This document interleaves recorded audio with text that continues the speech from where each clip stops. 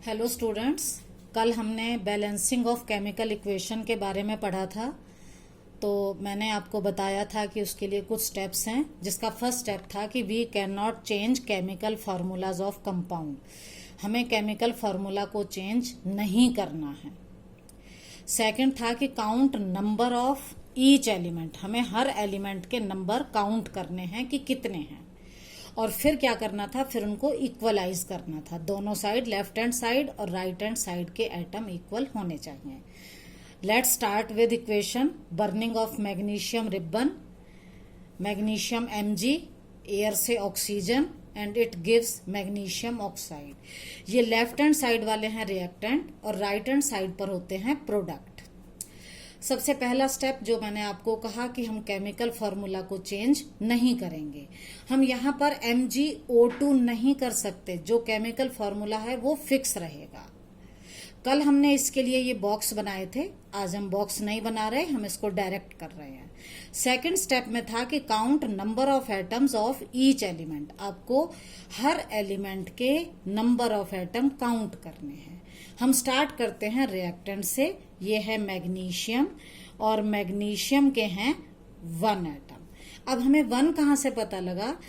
इसके नीचे कोई सबस्क्रिप्ट 1, 2 कुछ नहीं लिखा। तो अगर नहीं लिखा तो हम इसको 1 लेते हैं। फिर है ऑक्सीजन। ऑक्सीजन के एटम हैं 2, ये 2 लिखा हुआ है। अब हम राइट, ये था लेफ्ट हैंड साइड पर, इसी तरह से हम राइट हैंड साइड पर भी देखते हैं। राइट हैंड साइड पर मैग्नीशियम के एटम हैं, यहाँ कुछ नहीं लिखा सबस्क्रिप्ट, तो ये 1। ऑक्सीजन के एटम हैं 1। अब हम इनको थर्ड स्टेप में क्या करेंगे? इक्वलाइज करेंगे by hit and trial method. तो हम देख रहे हैं कि यहाँ पर ऑक्सीजन है 2 और यहाँ ऑक्सीजन है 1। तो इसको इक्वलाइज करने के लिए हम इसको क्या करेंगे? 2 से मल्टीप्लाई करेंगे, तो 1 2 ज़ा 2 हो जाएगा। पर हमें ये हमारा जो टेबल बनाइए, ये हमारा रफ वर्क है। हमें ये वाला 2 कहाँ लगाना है? राइट हैंड साइड में ऑक्सीजन के आगे, यहाँ पर। और इसे हम बोलते हैं कोएफिशिएंट। हमने ये 2 कोएफिशिएंट लगा दिया और जब हमने 2 लगाया तो ऑक्सीजन यहाँ पर हो गई 1, नीचे नहीं लिखा, मान लेते हैं 1 2 ज़ा 2। बच्चों, आपको एक बात और ध्यान रखनी है, जब भी आप कोएफिशिएंट लगाएंगे तो आपको पूरा फॉर्मूला चेक करना है। जब हम चेक करेंगे तो यहाँ पर क्या हुआ, ये जो मैग्नीशियम है ये भी 1 2 ज़ा 2 हो गया। यहाँ पर ये जो मैग्नीशियम है, जो हमने राइट हैंड साइड में पहले 1 लिखा था, इस 2 के लगने से ये भी अब कितना हो गया? 2 हो गया। ठीक है। अब हमारी ऑक्सीजन 2 2 बैलेंस है। अब हम लेते हैं मैग्नीशियम को। मैग्नीशियम लेफ्ट हैंड साइड पर 1 है, राइट हैंड साइड पर 2 है। तो इसको अगर हमें इक्वल करना है तो हम लेफ्ट हैंड साइड पर 2 से मल्टीप्लाई कर देंगे, तो ये हो जाएगा 2। पर काम टेबल से नहीं चलेगा, ये हमारा रफ वर्क है। हमें ये 2 कहाँ लगाना है? यहाँ पर एज ए कोएफिशिएंट। फिर मैंने बोला जब भी आप कोएफिशिएंट लगाओ तो आपको पूरा फॉर्मूला चेक करना है। तो यहाँ मैग्नीशियम हो गया 2, राइट हैंड साइड पर भी 2 है, ऑक्सीजन 2 और यहाँ पर भी 2 है। तो ये इक्वेशन 2 2 2 2 बैलेंस हो गई। आपको समझ आ गई होगी। अब हम एक और इक्वेशन इसी तरह से लेते हैं। हाँ, ये इक्वेशन हम लेते हैं जो आपने पढ़ी है, reaction between lead nitrate. Lead nitrate होता है PbNO3 twice plus potassium iodide, it gives lead iodide plus potassium nitrate. इस इक्वेशन का आपने एक्सपेरिमेंट किया था। अब हमें ये इक्वेशन बैलेंस करनी है। तो वही स्टेप, सबसे पहले हमें केमिकल फॉर्मूला को टच नहीं करना, बिल्कुल नहीं छेड़ना। हम बॉक्स नहीं बना रहे हैं, डायरेक्ट कर रहे हैं। सेकंड स्टेप में था कि हमें काउंट नंबर ऑफ एटम्स। अब अगर हम रिएक्टेंट साइड से शुरू करें तो यहाँ Pb lead, left hand side पर कितने हैं? 1, क्योंकि यहाँ कुछ नहीं लिखा। ठीक है। अब हम लेते हैं नाइट्रोजन। नाइट्रोजन के नीचे कुछ नहीं लिखा तो ये 1, लेकिन यहां ध्यान दीजिए ये ब्रैकेट के बाहर 2 लिखा है। जब इस तरह से आ जाए तो आपको इस 1 को 2 से मल्टीप्लाई करेंगे तो ये हो जाएंगे 2 एटम। इसके बाद है ऑक्सीजन। ऑक्सीजन के नीचे है 3 और ब्रैकेट के बाहर वाले 2 से मल्टीप्लाई करेंगे तो 3 2 जा 6। इसके बाद आता है पोटेशियम। पोटेशियम 1, आयोडीन 1, क्योंकि इनके नीचे कोई सबस्क्रिप्ट नहीं है। इसी तरह से ये हमारा हो गया लेफ्ट हैंड साइड का। अब हम इसी तरह से राइट हैंड साइड का बनाते हैं, जो एरो से इस साइड है। अगर हम इसको बनाएंगे तो यहां पर Pb लेड जो है वो 1 है, आयोडीन के नीचे 2 है, आयोडीन 2 है, पोटेशियम 1 है, नाइट्रोजन कुछ नहीं लिखा 1 है, ऑक्सीजन के नीचे 3 है तो ऑक्सीजन यहां पर 3 है। हमने नंबर ऑफ एटम लिख लिए। अब हमें सभी एटम्स को इक्वलाइज करना है। कैसे करेंगे? हम कहीं से भी स्टार्ट कर सकते हैं, जैसे लेड से स्टार्ट करें, 1 1 इक्वल है, हमें कुछ नहीं छेड़ना। अब हम देखते हैं नाइट्रोजन लेफ्ट हैंड साइड पर 2 है, राइट हैंड साइड पर 1 है, हमें इक्वल करना है तो हम राइट हैंड साइड पर 2 से मल्टीप्लाई करेंगे तो ये हो जाएगा 2। पर मल्टीप्लाई की जगह हम क्या करते हैं, n ये है और इसके आगे यहां पर हम 2 लगा देंगे कोफिशिएंट, क्योंकि ये टेबल हमारा रफ वर्क है, हमें जो भी करना है वो इक्वेशन में करना है। हमने यहाँ 2 से मल्टीप्लाई किया तो इसका मतलब जहां पर नाइट्रोजन है उसके आगे हमने 2 लगा दिया। फिर मैंने कहा जब भी आप कोफिशिएंट लगाओ आपको पूरा फॉर्मूला चेक करना है।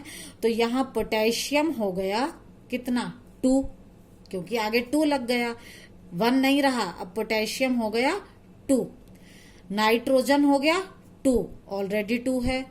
ऑक्सीजन को अगर हम चेक करें तो इस 2 को मल्टीप्लाई करेंगे 3 से और ये 3 नहीं होगा, अब ये हो जाएगा 6। यहां तक समझ आ गया? अब हम दोबारा से लेते हैं। Lead 1 1, nitrogen 2 2, oxygen 6 6, potassium left hand side पर 1 है, राइट हैंड साइड पर 2 है। आप कैसे इक्वल करोगे?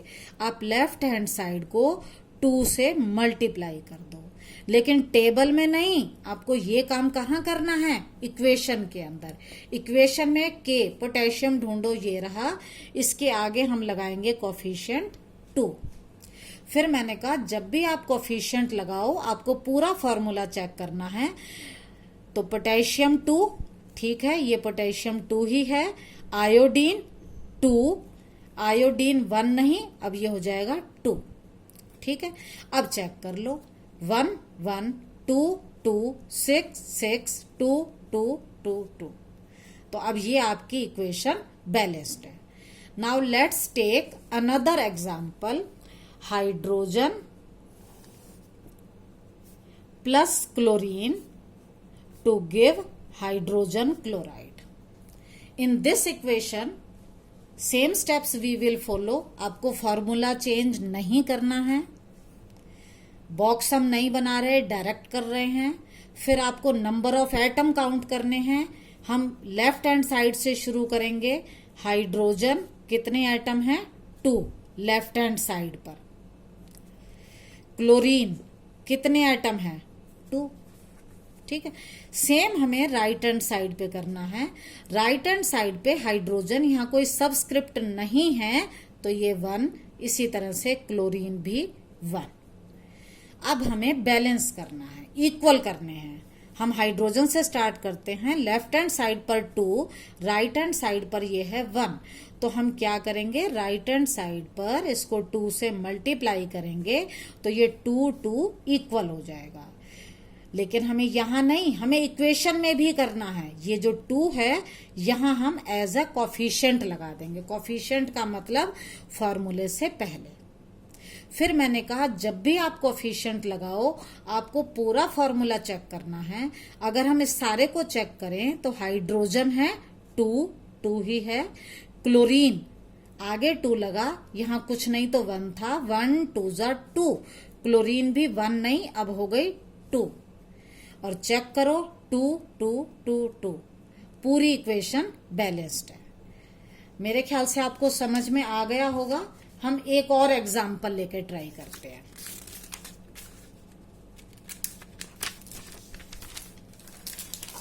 अब थोड़ा बड़ा एग्जाम्पल लेंगे हम। उस एग्जाम्पल में इक्वेशन मान लो मैं लिख लेती हूं, barium chloride plus aluminium sulphate, it gives aluminium chloride and barium sulphate. हमें ये इक्वेशन बैलेंस करनी है, तो हम इसके लिए क्या करेंगे? देखो अब आपको समझ आ गया होगा। सबसे पहले हमें कोई फॉर्मूला चेंज नहीं करना, ठीक है। उसके बाद हम नंबर ऑफ एटम्स काउंट करेंगे। लेफ्ट हैंड साइड से स्टार्ट करते हैं। ये है बेरियम, लेफ्ट हैंड साइड पर है 1, क्लोरीन एटम है 2, एल्यूमिनियम इसके एटम है 2, फिर सल्फर वैसे तो 1 है लेकिन ये ब्रैकेट में है तो 3 से मल्टीप्लाई करना पड़ेगा, ये हो जाएंगे सल्फर के 3, 1 3 जा 3। ऑक्सीजन 4 को 3 से मल्टीप्लाई करेंगे, ये हो जाएंगे 12। ये आपका था लेफ्ट हैंड साइड का। अब हम अगर राइट हैंड साइड पर भी यही काम करेंगे तो एल्यूमिनियम है 1, क्योंकि एल्यूमिनियम के नीचे कुछ नहीं लिखा तो 1, क्लोरीन है 3, क्लोरीन है 3, बेरियम 1, सल्फर 1, ऑक्सीजन 4। ठीक है। अब हम इसको बैलेंस करेंगे। बैलेंस करने के लिए कहीं से भी आप स्टार्ट कर सकते हो, मैं इसको नीचे से ले रही हूं। देखो ऑक्सीजन यहां पर है 12 और यहां पर है 4, तो हम इसको मल्टीप्लाई करेंगे 3 से। 4 3 जा हो जाएगा 12, लेकिन जो हमने यहां 3 से मल्टीप्लाई किया है, ऑक्सीजन को ढूंढेंगे राइट हैंड साइड पर, हमें 3 से मल्टीप्लाई करना है। ये ऑक्सीजन है और 3 से मल्टीप्लाई का मतलब हम यहां एक कोफिशिएंट लगा देंगे 3। यहां पर हम क्या लगाएंगे? 3 कोफिशिएंट, तो ये 12 हो जाएगी। जब भी हम कोफिशिएंट लगाएंगे तो हमें पूरा फॉर्मूला चेक करना है। अब हम पूरे फॉर्मूले को चेक करें तो राइट हैंड साइड में बेरियम हो गया 3, 1 नहीं रहा, अब बेरियम हो गया 3, सल्फर हो गया 3, 1 नहीं रहा 3, ऑक्सीजन 4 3 जा 12। ठीक है। अब हम देखते हैं, ऑक्सीजन ठीक हो गई 12 12, sulphur 3 3, aluminium left hand side पर 2 है, राइट हैंड साइड पर 1 है। हमें इक्वल करना है तो हम इसको मल्टीप्लाई करेंगे 2 से, तो ये भी 2 हो जाएगी। अब ये 2 हमें कोफिशिएंट लगाना है, कहां पर? एल्यूमिनियम के सामने। किधर? राइट हैंड साइड पर। तो हमने यहां पर ये कोफिशिएंट लगा दिया 2। जब भी आप कोफिशिएंट लगाएंगे आप पूरा फॉर्मूला चेक करेंगे। एल्यूमिनियम हो गया 2 2, क्लोरीन हो गया 3 2 जा 6, अब ये 3 नहीं रहा, ये हो गया 6। ठीक है। अब दोबारा चेक करते हैं, 12 12, 3 3, 2 2, क्लोरीन को देखो राइट हैंड साइड पर 6 है, लेफ्ट हैंड साइड पर 2 है। इक्वलाइज करने के लिए हमें लेफ्ट हैंड साइड को 3 से मल्टीप्लाई करना होगा, तब ये 6 होगा। अब क्लोरीन यहां पर है और हमें किससे मल्टीप्लाई करना है? 3 से, तो हम इस 3 को यहां कोफिशिएंट में लगा देंगे। और जब भी कोफिशिएंट लगाएंगे तो हम पूरे फॉर्मूले को चेक करेंगे। यहां पर बेरियम लेफ्ट हैंड साइड पर हो गया 3, अब ये 1 नहीं रहा, कितना हो गया? 3, क्लोरीन 6 है ही। तो अब हम फिर से चेक करेंगे, 12 12, 3 3, 2 2, 6 6, 3 3। तो this is the balanced equation. आपको आंसर लिखने के लिए इस इक्वेशन को दोबारा से लिखना होगा। 3BaCl2 plus Al2SO4 thrice arrow 2AlCl3 plus 3BaSO4. This is the balanced chemical equation. One more example. Sodium reacts with